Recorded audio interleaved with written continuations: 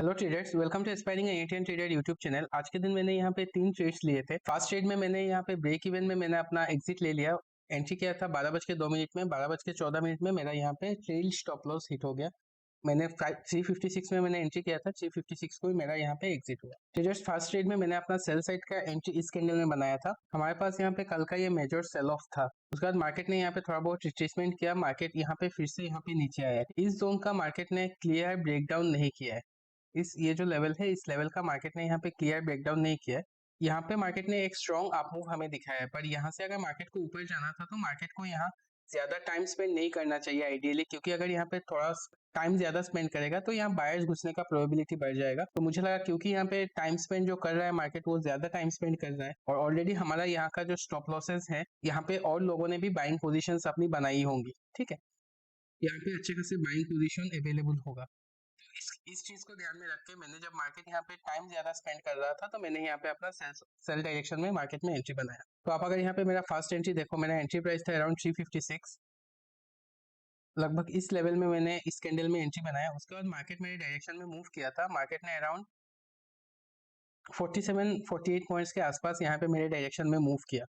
तो उसके बाद क्या कर रहा था मार्केट, मार्केट बिल्कुल यहाँ पे साइडवेज हो गया। किसी भी डायरेक्शन में कोई मूवमेंट यहाँ पे नहीं दे रहा था। जब मार्केट यहाँ से फिर से एक बड़ा कैंडल बना के यहाँ पे नीचे आना शुरू किया, तो मुझे पहले इनिशियली मेरा स्टॉप लॉस इस जोन में था। ठीक है, तो उसके बाद जब मार्केट ने यहाँ पे स्ट्रेट मूव नहीं किया और मार्केट यहाँ पे टाइम स्पेंड कर रहा है, तो इस लेवल का जो स्टॉप लॉसेस है, इन स्टॉप लॉस का क्लियर होने का प्रोबेबिलिटी, क्लियर होने का चांस बहुत ज्यादा बढ़ जाते हैं, क्योंकि ऐसे मूवमेंट्स जब यहाँ पे होंगे, सबको ये मूवमेंट यहाँ पे दिखाई दे रहा होगा और मार्केट में लोग ज्यादा बाइंग पोजीशंस बनाने की कोशिश करेंगे। तो इन सभी का स्टॉप लॉस ऐसे ही जोन में यहाँ पे अवेलेबल होगा। तो क्योंकि अगर मार्केट नीचे आएगा तो यहाँ का स्टॉप लॉस अगर क्लियर करेगा, तो मैंने अपना स्टॉप लॉस ही यहाँ पे ऑलमोस्ट ब्रेक इवन में यहाँ पे अपना स्टॉप लॉस को ट्रेल कर दिया और इस कैंडल में मेरे यहाँ पे स्टॉप लॉस हिट हो गया। उसके बाद मैं यहाँ पे इंतजार कर रहा था और मार्केट यहाँ पे बिल्कुल साइडवेज बिहेव कर रहा था for a long period of time. इस जोन में अगर आप देखो, मार्केट ने ऑलमोस्ट 1 घंटे के ऊपर बस इसी जोन में मार्केट अपना टाइम स्पेंड कर रहा था। उसके बाद मार्केट ने इस ग्रीन कैंडल में इस लेवल का यहाँ पे ब्रेकआउट दिया है।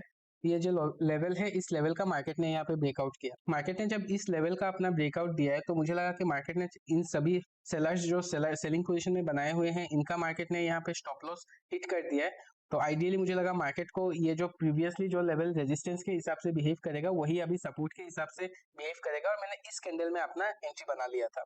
नेक्स्ट ट्रेड मैंने कॉल डायरेक्शन में लिया था। ट्रेड में एंट्री किया था 1253 को और 143 को मेरा स्टॉप लॉस हिट हुआ। 1253 यानी कि ये कैंडल, और इस कैंडल में मेरा स्टॉप लॉस।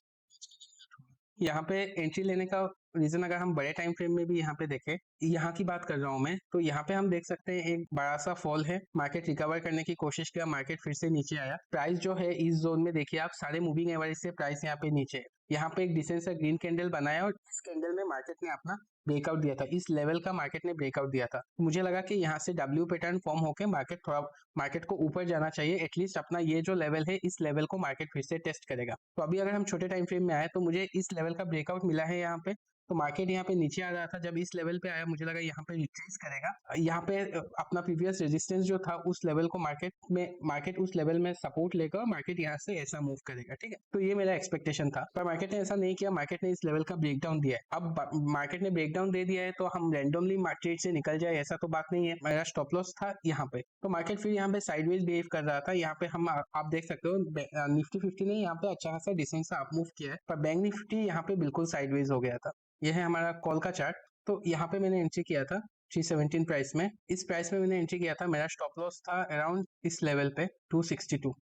तो इस लेवल में मेरा स्टॉप लॉस था। मार्केट यहाँ पे बिल्कुल साइडवेज हो गया और मार्केट में एक दो बार यहाँ पे मार्केट मेरे प्राइस के ऊपर आया, जहाँ पे मुझे थोड़ा बहुत प्रॉफिट यहाँ पे दिखाई दे रहा था, पर मार्केट बिल्कुल भी इस जोन में सस्टेन नहीं कर रहा है। ये मुझे पता था कि मार्केट इस लेवल पे सस्टेन नहीं हो रहा है, पर यहाँ पे हम लोग रैंडमली एंट्री एग्जिट ले ले, इस बात का कोई मतलब नहीं है। यहाँ पर हम साथ ही अगर देखें, तो मार्केट यहाँ पे अपना जो हायर लॉस स्ट्रक्चर जो था, मार्केट इस चीज को यहाँ पे मेंटेन कर रहा था। मार्केट एक हायर लॉस स्ट्रक्चर कंटिन्यूअसली यहाँ पे बना के जा रहा था। और उसी टाइम पे हम यहाँ पे निफ्टी में भी देख सकते हैं, निफ्टी में एक इनवर्स हेड एंड शोल्डर का पैटर्न भी फॉर्म हो रहा था। ठीक है, निफ्टी जो है वो स्ट्रॉन्ग है। बेसिकली हम अगर लास्ट वीडियो में देखें तो निफ्टी 50 यहाँ पे स्ट्रॉन्ग भी बिहेव कर रहा है बैंक निफ्टी के मुकाबले। तो यहाँ पर मुझे लगा अगर निफ्टी 50 अपना इनवर्स हेड एंड शोल्डर का भी ब्रेकआउट देगा तो हमें यहाँ पर भी एक डिसेंट सा अप मूव मिलेगा। उसी हिसाब से मैं अपना पोजीशन को होल्ड कर रहा था, पर डेफिनेटली मैंने जिस हिसाब से यहाँ पे ट्रेड में एंट्री किया था वो लॉजिक मार्केट ने ब्रेक कर दिया था। मेरे हिसाब से मार्केट को इसी अपना जो प्रीवियस रेजिस्टेंस था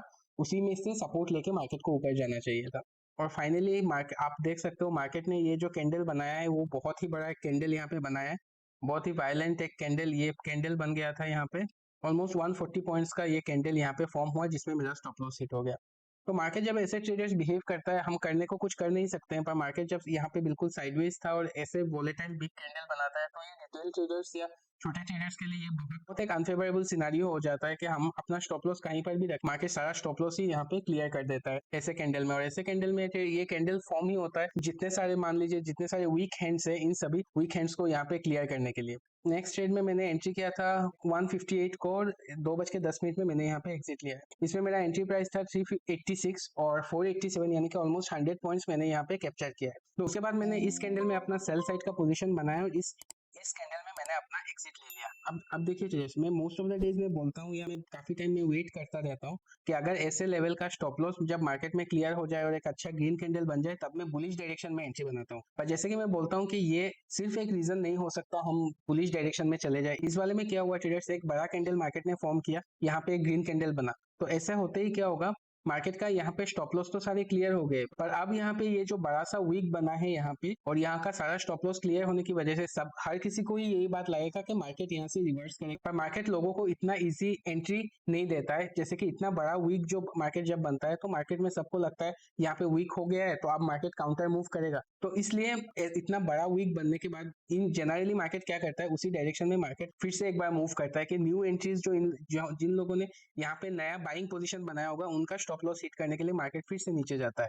तो देखिए यहाँ पे देखिए डिस्टिंक्ट क्लियरली मार्केट ने यहाँ पे इन सभी का स्टॉप लॉस क्लियर किया। क्लियर करने के बाद यहाँ पे ग्रीन कैंडल फॉर्म हुआ फिर से उसी लेवल पे। तो जिन लोगों का मान लीजिए यहाँ पे फिर से स्टॉप लॉस हिट हो गया होगा तो इन लोगों ने फिर से ये स्ट्रॉन्ग ग्रीन कैंडल यहाँ पे देख के after clearing all the stop losses market में यहाँ पे एंट्री बनाया होगा। ठीक है, तो यहाँ पे जिन लोगों का फिर से बाइंग पोजीशन बन रहा होगा इनका स्टॉप लॉस हिट करने का चांस या प्रोबेबिलिटी बहुत ज्यादा बढ़ जाता है। मैं खुद यहाँ पे ट्रेडर्स एक्सपेक्ट कर रहा था मार्केट में और ज्यादा ब्रेकडाउन की, जैसे कि मार्केट का जो लास्ट स्विंग जो था यहाँ से जब फॉल करेगा तो मैं आई वाज एक्सपेक्टिंग कि मार्केट इस लेवल तक आएगा। इस टाइम में अगर हम अपना निफ्टी 50 को भी देखें तो निफ्टी 50 यहाँ पर अपना इनवर्स हेड एंड शोल्डर का भी ब्रेकआउट नहीं दे पा रहा था और बार बार अपने नेकलाइन के आसपास से ही मार्केट रेजिस्टेंस ले रहा था आफ्टर मल्टीपल फेल्ड अटेम्प्ट्स। तो यहाँ पर जब मार्केट फिर से अपना अप मूव नहीं दे पाया और मार्केट नीचे आ रहा था तो आई वाज एक्सपेक्टिंग कि मार्केट यहाँ पे जो सारे बायर्स अवेलेबल है मार्केट इन सभी बायर्स को भी यहाँ पे इन सभी बायर्स का मार्केट यहाँ पे स्टॉप लॉस क्लियर करेगा, पर ऐसा नहीं हुआ। मार्केट इससे पहले ही यहाँ पे रिवर्स कर लिया 386।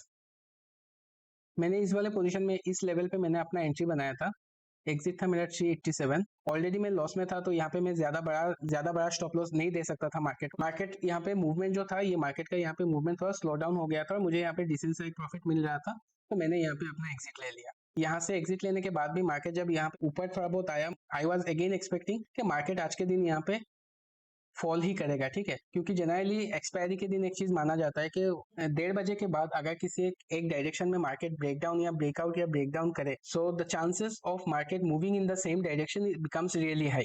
Subhashis sir from power of stocks उन्होंने ये चीज एक्सप्लेन किया था कभी कि 1:30 बजे के बाद अगर एक्सपायरी के दिन किसी एक डायरेक्शन में हमें ब्रेकआउट या ब्रेकडाउन मिले सो द चांसेस के मार्केट उसी डायरेक्शन में अपना मूव कंटिन्यू करे इस चीज का चांसेस बढ़ जाता है। तो इसी हिसाब से यहाँ पे जब इस लेवल का यहाँ पे ब्रेकडाउन हुआ आई वॉज एक्सपेक्टिंग के मार्केट कम से कम इस लेवल को तो टेस्ट करेगा ही आज के दिन, पर हालांकि ऐसा हुआ नहीं। मार्केट ने फिर से अपना डायरेक्शन चेंज किया और market continued its up move. तो it was again a difficult day traders. अगर आप मार्केट को देखो मार्केट बेसिकली एक ही जोन में ट्रेड कर रहा था।